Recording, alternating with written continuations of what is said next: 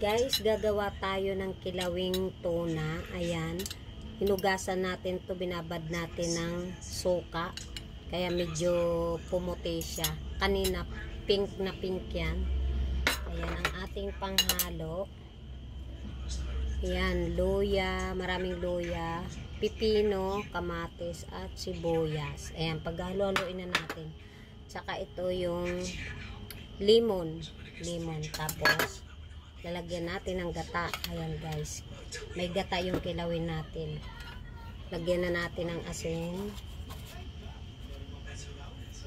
Yan lang muna. Yan. Tapos, isunod na natin to.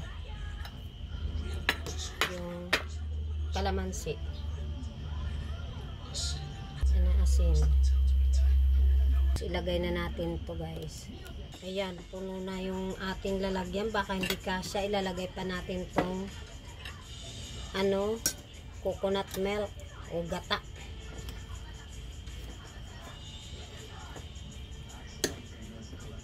Dandahanin na lang natin yung mix kasi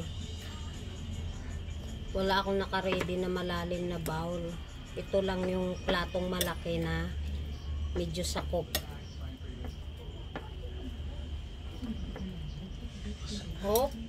Naglalaglagan. Hinay-hinay lang natin to haluin.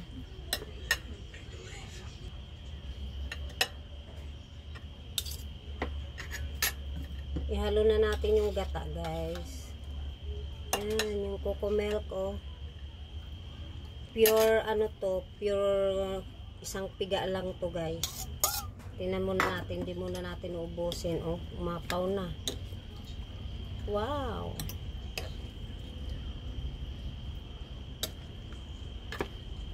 Yummy! Ba't tutulo na laway ko dito.